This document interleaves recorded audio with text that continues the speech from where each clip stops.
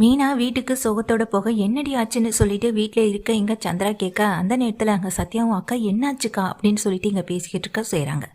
அப்போது மீனா எங்கே அம்மாவை பார்த்து சொல்லாமல் அழுகவும் செய்ய நான் பெரிய தப்பு பண்ணிட்டேன்னு சொல்லிட்டு அழுக. என்னடி ஆச்சு, நீ இப்படியெல்லாம் பேசி நான் பார்த்ததே இல்லை, நீ அழுகிறத பார்க்கும்போது எனக்கு ரொம்ப பயமாக இருக்குடி, என்ன ஆச்சுன்னு சொல்லுடி அப்படின்னு கேட்க நடந்த விஷயத்த மீனா சொல்கிறாங்க. நீ இருந்தாலும் மீனா இந்த விஷயத்தை பற்றி அந்த பொண்ணு எவ்வளோ பெரிய பொய்யை சொல்லி மறைச்சிருக்கு, நீ அந்த பிள்ளைக்கு தனியாக நின்றுன்னு தானே அந்த வீட்டில் இருக்கவங்க நினைப்பாங்க அப்படின்னு சொல்ல, நான் வேணும்னு இதை செய்யலம்மா, கிருஷியோட உயிருக்கு பயந்துதாம்மா நான் இதை செஞ்சேன்னு சொல்ல, அக்கா அந்த மலேசியா பொண்ணுன்னு சொல்லி ஏமாத்தின அந்த ரோஹிணி உன்னை பிளாக்மெயில் பண்ணியிருக்குக்கா, உன்னை மிரட்டி அது எமோஷனலுக்கு உன்னை பணிய வச்சிருக்குக்கா, அதாக்கா நடந்திருக்கு. இப்போ பாரு உன்னை இந்த வீட்டில் இருக்க எல்லாருமே தப்பாக நினச்சிட்டாங்க அப்படின்னு சொல்லிட்டு இருக்கும்போதே சீதா வீட்டுக்குள்ளே வராங்க. மீனா அழுதுகிட்டு நிற்கிறத பார்த்ததும் சீதா எதுவுமே பேசாமல் அம்மாவை சத்யாவையும் பார்க்க, உன் அக்கா வாழ்க்கையில் பெரிய பிரச்சனையே வந்துடுச்சுடி, பெரிய பூகம்பமே வந்துடுச்சுடி அப்படின்னு சொல்ல, அவள் வாழ்க்கையில் பூகம்பம் வராமல் இருந்தால் தானம்மா பெரிய விஷயம் அப்படின்னு சொல்ல, என்ன சீதா பேசுகிறேன், என்ன இருந்தாலும் மீனா நம்ம அக்கா அப்படின்னு சத்யா சொல்ல, நானும் அப்படித்தான் நினைக்கிறேன், ஆனா அந்த வீட்டில் இருக்க யாரும் என்ன அப்படி நினைக்கலையே. மீனா அக்கா என்னை ஒரு தங்கச்சியாக நினச்சிருந்தா இந்த அளவுக்கு பிரச்சனைகள் எதுவுமே வந்திருக்காதே அப்படின்னு சீதா சொல்ல, இங்கே மீனா எதுவுமே பேசாமல் சீதாவை பார்த்துட்டே நிற்க, நான் ஒன்றும் கஷ்டத்தில் சந்தோஷப்படுற ஆளு கிடையாதுக்கா, நீ கஷ்டப்பட்டா எனக்கும் கஷ்டமாக தான் இருக்கும், என்னாச்சுமா என்ன பிரச்சனை அப்படின்னு சொல்லிட்டு சீதா உடனே சந்திராவை பார்த்து கேட்க, சந்திரா விஷயத்த சொல்கிறாங்க. ஓ இதுதான் விஷயமா, அப்போது அன்னைக்கு ப்ரெக்னன்சி டெஸ்ட்டுக்கு வந்தது செகண்ட் ப்ரெக்னன்சிக்கு தான், ஆனால் என்னைக்கு நான் தான் தப்பு பண்ண மாதிரி அங்கே இருக்க மேனேஜருக்கு ஃபோன் பண்ணி சம்பளத்தில் பாதியாக குறைக்க சொல்லிட்டாங்கன்னு சொல்ல போது, என்னடி சொல்கிறேன் அப்படின்னு அப்போதான் எங்கள் விஷயமே தெரியுது சந்திராவுக்கும். ஆமாம்மா நான் தப்பு பண்ண மாதிரி இந்த ரோஹிணி ஃபோன் பண்ணி சொன்னதுனால கம்ப்ளைண்ட் கொடுத்ததுனால எனக்கு சம்பளத்தில் பாதியை அன்னைக்கு கட் பண்ணிட்டாங்கம்மா அப்படின்னு சீதா சொல்கிறாங்க. இதை கேட்டதுமே இங்கே சத்யாவுக்கும் சரி மீனாவுக்கும் சரி கோபம் வரத்தான் செய்யுது. ஆனாலும் அக்கா இந்த விஷயத்தில் நீ ரோஹிணி பக்கம் நின்னது தப்பு தான், ஆனாலும் மாமாவும் உன்னை புரிஞ்சுக்காம போனதும் தப்பு தான் அப்படின்னு சீதா சொல்லிட்டு இருக்காங்க. மீனா இதெல்லாம் நினச்சி வருத்தத்தோடு இருக்க, நிச்சயமா உன்னை வீட்டில் இருந்து இங்கே யாருமே வரப்போகிறது இல்லைக்கா, உன்னை கூட்டிகிட்டு போகிறதுக்கு மாமா நிச்சயமாக உன் மேலே கோபமாக இருப்பாங்க, சத்தியமாக அத்தையை பற்றி பேச வேண்டியதில்லை, சும்மாவே உன் மேலே எரிஞ்சு விளைறவங்க இப்போ சொல்லவா வேணும், நீ இங்கேயே இருக்க வேண்டியதான் போல அப்படின்னு சீதா சொல்ல, மீனாவுக்கு இது பயங்கர அதிர்ச்சியாக இருக்குது. மீனாவுக்கு இது ரொம்ப அதிர்ச்சியாக இருக்கு. ஏன்னா ஒரு நாளும் மீனா கிட்ட சீதா இது வரைக்கும் அப்படி பேசினதே கிடையாது. அதனால தான் மீனா இது ரொம்ப அதிர்ச்சியோட பார்க்குறாங்க. சீதா என்னடி பேசுகிறேன் அப்படின்னு சந்திரா கோபத்தோட சீதாவை பார்த்து கேட்க, சத்யாவுமே திட்டுறாங்க. இல்லைம்மா உண்மையை தானே சொல்கிறேன், உதாரணத்துக்கு என் புருஷனை எடுத்துக்கும், நான் அவர்கிட்டேருந்து கோவப்பட்டு இந்த வீட்டுக்கு வந்தப்போவே என்னை தேடி வீடு வரைக்கும் வந்து என் காலில் விழுந்து மன்னிப்பு கேட்டு என்னை கூட்டிகிட்டு போனார். ஆனால் அக்கா விஷயத்தில் அப்படிலாம் நடக்கும்னு நீ எதிர்பார்க்காதம்மா, அக்காவை பற்றியும் தெரியும் மாமாவை பற்றியும் தெரியும், மாமாவை பற்றி தெரிஞ்ச அதை விட அந்த குடும்பத்தை பற்றி நல்லாவே தெரியும், ஏமா உனக்கும் தானே தெரியும் அப்படின்னு சொல்ல, ஏண்டி இது வரைக்கும் மீனாவுக்கும் மாப்பிள்ளைக்கும் சண்டையே வந்தது இல்லையா, மாப்பிள்ளை மீனா கிட்ட மன்னிப்பு கேட்டதே இல்லையா, மீனாவும் தான் தப்பு தாமையில இருந்ததுன்னா மன்னிப்பு கேட்டு அந்த வீட்டுக்கு போனது கிடையாதா அப்படின்னு சொல்ல, அம்மா அதெல்லாம் வேற பிரச்சனை, இப்போ நடந்திருக்க பிரச்சனையை பார்த்தல இது மிகப்பெரிய பிரச்சனை, இதெல்லாம் அவங்க அவ்வளோ சாதாரணமாக எடுத்துக்க மாட்டாங்க, நீ வேணா அந்த குடும்பத்தை தூக்கி வச்சு கொண்டாடு, ஆனால் என்னாலலாம் அப்படி கொண்டாட முடியாது, மாமா பற்றி எனக்கு நல்லா தெரியும் அப்படின்னு சீதா சொல்லிட்டு இருக்கும்போது வீட்டுக்கு ஒரு ஆள் வராங்க. யாருன்னு பார்த்தா எல்லாருக்கும் அதிர்ச்சியாக இருக்குது. மனோஜ் தான் வராங்க. மனோஜ் வரதை பார்த்ததும் சந்திராவுக்கும் ஒன்றும் புரியலை, வீட்டில் இருக்க மற்றவங்களுக்கும் ஒன்றும் புரியலை. இங்கே யாரும் அவங்கள வாங்கன்னு கூட சொல்லலை, யாரும் என்னைய வாங்கன்னு கூட கூப்பிட மாட்டீங்கன்னு தெரியும், ஆனாலும் நான் இந்த வீட்டுக்கு வந்ததே மீனாவை கூட்டிகிட்டு போகிறதுக்காக தான் அப்படின்னு சொல்ல, மீனாவுக்கு அதிர்ச்சியாக இருக்குது. என்ன சொல்கிறீங்க அப்படின்னு அங்கே சத்யா கேட்க, நடந்த தப்புக்கெல்லாம் நானும் மன்னிப்பு கேட்டுக்கிறேன், நான் செஞ்ச பாவம் தான் இன்னைக்கு என்னை துரத்துது, உங்கள் குடும்பத்தை எல்லாம் முன்னாடியும் அள வச்சுட்டு போனேன், இன்னைக்கு எனக்கு அந்த தண்டனை கிடைச்சிருக்கு ரோஹிணின்ற ஒரு உருவத்து மூலமா அப்படின்னு இங்கே மனோஜ் பேசுறது மீனாவுக்கு ரொம்ப பெரிய அதிர்ச்சியாகவும் ஆச்சரியமாகவும் இருக்கு. தன்னால் அதை நம்பவே முடியாம தான் பார்த்துட்டு இருக்காங்க. என்னை மன்னிச்சிரு அப்படின்னு கை கும்பிட்டு மனோஜ் நிற்க, இல்லை என்ன இது அப்படின்னு இங்கே மீனா கேட்குறாங்க. ஆமாம் இந்த விஷயத்தில் நீயும் பாதிக்கப்பட்டிருக்கல, ஏன்னா அவன் உன்னை பிளாக்மெயில் பண்ணியிருக்கான், அதுதான் உண்மை. அந்த வீட்டில் இருக்கவங்க ரோஹிணி மேலே இருந்த கோவத்தால் உன்னை அந்த வீட்டை விட்டு அனுப்பிட்டாங்க. எப்போதுமே முத்து தான் அதெல்லாம் புரிஞ்சுட்டு நடந்துப்பான், ஆனால் முத்துவே உன் விஷயத்தில் இப்படி நடந்துக்கிட்டது எனக்கே அதிர்ச்சியாக தான் இருக்குது.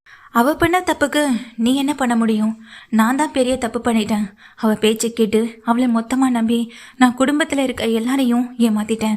முக்கியமாக அம்மாவை ஏமாத்திருக்கேன் அப்படின்னு சொல்லிட்டு இங்கே மனோஜ் பேச பேச சீதா, சந்திரா, சத்யான்னு இவங்க முகமெல்லாம் ஆச்சரியத்தில் இருக்கேன். எனக்கு புரியுது, என்னடா இவன் வீட்டுக்கு வந்தாலே நம்மளை மதிக்காதவன் இன்னைக்கு வீடு தேடி வந்து நம்ம பொண்ணை கூட்டிகிட்டு போகிறானேன்னு பார்க்குறீங்களா? எல்லாமே முத்துவுக்காக தான். முத்துவுக்காக இல்லைனாலும் எங்கள் அப்பாவுக்காக தான் அப்படின்னு சொல்கிறாங்க. இதனால் வரைக்கும் ஒரு மகனா நான் எந்த சந்தோஷத்தையும் என் குடும்பத்துக்கு நான் கொடுத்தது கிடையாது. இப்போ வரைக்குமே நான் ஒரு முட்டாள் மாதிரி தான் வாழ்ந்துக்கிட்டு இருக்கேன். உங்கள் குடும்பத்தையும் சேர்த்து தான் நான் கஷ்டப்படுத்தியிருக்கேன். இன்றைக்கி ரோஹிணியால் பாதிக்கப்பட்டது என்னோட மட்டுமே இருந்துட்டு போகட்டும், அது நானாக மட்டுமே இருந்துட்டு போகிறேன். என்னால் இன்னொருத்தவங்க பாதிக்கப்பட வேணாம் அப்படின்னு மனோஜ் பேச பேச மீனாவுக்கு ரொம்ப பெரிய அதிர்ச்சியாக இருக்குது. முத்துவை தம்பியாக கூட நினச்சி பார்க்காதவன், அந்த வீட்டில் தன்னை வேலைக்காரி மாதிரி நடத்தினவன், இன்னைக்கு வீடு தேடி வந்து தன்னை கூட்டிட்டு போறதுக்காக வந்து நிக்கிறத நினைச்சு ரொம்ப அதிர்ச்சியோட பார்க்க, என்னை எல்லாரும் இப்படி பார்க்கறது எனக்கு மனசுக்கு ரொம்ப கஷ்டமா இருக்குன்னு சொல்ல, அது இல்லை தம்பி அப்படின்னு சந்திரா பேச வரும்போது, இல்லைங்க எனக்கு புரியுது எல்லாரும் ஏன் இப்படி பார்க்குறீங்கன்னு. இனிமே நீங்கள் பார்க்காத ஒரு மனோஜை இனி எல்லாரும் பார்ப்பீங்க அப்படின்னு மனோஜ் பேச பேச மீனாவுக்கு அதிர்ச்சியாக இருக்க, நீ முதல்ல கிளம்பு அப்படின்னு சொல்கிறாங்க. மீனா ஒன்றும் புரியாமல் பார்க்க, நான் காரில் தான் வந்திருக்கேன், நீ கிளம்புமா, நானே உன்னை வீட்டில் கொண்டு வந்து விடுறேன், யாரும் எதுவும் சொல்ல மாட்டாங்க, அம்மா என்ன சொல்லுவாங்க இல்லை முத்தே என்ன சொல்லுவான் அப்படின்லாம் நினச்சி நீ வருத்தப்பட வேண்டாம். தப்பு முழுக்க ஏன் மேலே தானே, நான் தானே அவளை வீட்டுக்கு கூட்டிகிட்டு வந்தேன். இந்த உண்மையை பாட்டி ஊருக்கு போன பிறகு தானே உனக்கு தெரியும். ஆரம்பத்தில் இந்த உண்மை தெரிஞ்சு நீயும் அவ கூட சேர்ந்து மறைச்சிருந்தா தானே இந்த தண்டனை உனக்கு கிடைச்சிருக்கணும். இந்த தண்டனை ஏன் கூடவே முடியட்டும் அப்படின்னு சொல்லிட்டு மீனாவை கூட்டிகிட்டு கிளம்பவும் செய்கிறாங்க. மீனாவே அதிர்ச்சியோடு தான் இங்கே கிளம்பவும் செய்கிறாங்க. வர முடியாது அப்படின்னு இங்கே விடப்படியாக இருந்தாலுமே மனோஜ் விடுற மாதிரி இல்லை. அதுவும் சந்திரா, சீதா, சத்யான்னு எல்லாரும் அதிர்ச்சியோட இருந்தாலும் இன்னொரு பக்கம் சந்திரா தான் அனுப்பி வைக்கும் செய்கிறாங்க. வீட்டில் முத்து, அண்ணாமலை, விஜயன் இருக்க, இங்கே பாருடா, போனவளாவே இருக்கணும், அவளை திரும்ப வீட்டுக்கு கூட்டிகிட்டு வர்றது அப்படி இப்படின்னு ஏதாவது பண்ணினேன் அப்படின்னு சொல்லும்போது மீனா கூட இங்கே மனோஜ் வந்துட்டு மீனா கூட வந்து நிற்கிறத முத்து பார்க்குறாங்க.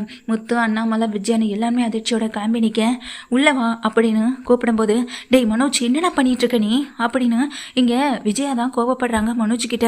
என்னம்மா, இப்போதான் என் வாழ்க்கையில் சரியான விஷயங்களே செய்ய ஆரம்பிச்சிருக்கேன், இப்படியே இருக்கிறம்மா, என்னை விட்டுருங்க அப்படின்னு விஜயா சொல்ல, ஏய் இவன் உன் வாழ்க்கையை குழி தோண்டி புதைச்சவடான்னு சொல்ல, இல்லைம்மா என் வாழ்க்கையை குழி தோண்டி புதைச்சது நான் மட்டும்தான், எனக்காக யார் மேலேயும் நீங்கள் பழி போடணும்னு அவசியம் இல்லை.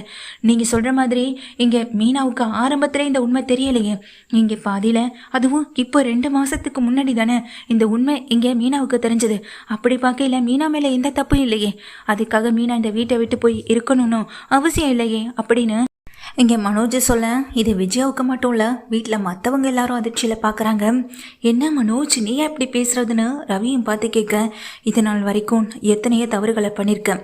டேய் முத்து, இந்த வீட்டில் எல்லாத்தையும் சரியாக பண்ணுறது நீ மட்டும்தான். ஆனால் இந்த தடவை நீ பண்ணது மிகப்பெரிய தப்பு. எந்த தப்பும் பண்ணாத மீனாவை வீட்டை விட்டு வெளியே அனுப்புனது அதை விட மிகப்பெரிய தப்பு. நான் தான் மீனாவை போய் பார்த்து பேசி வீட்டுக்கு கூட்டிகிட்டு வந்தேன்னு சொல்லும்போது அதை பார்த்து அண்ணாமலையும் பக்கத்தில் வந்து மனோஜ் தலையை தடவி கொடுத்து, டே மனோஜ் அப்படின்னு சொல்ல, அப்பா இனிமேல் நான் நல்ல மகனாக இருப்பேன், நல்ல பிள்ளையாகவும் இருப்பேன், இனி யாரையும் கஷ்டப்படுத்த மாட்டேன்ப்பா, உங்களையும் கஷ்டப்படுத்த மாட்டேன். எனக்குன்னு ஒரு கூட இருந்த ஒரு உறவு என்னை விட்டு போகும்போது தான் எனக்கு என்னையை பற்றின விஷயமே எனக்கு தெரிய வருது.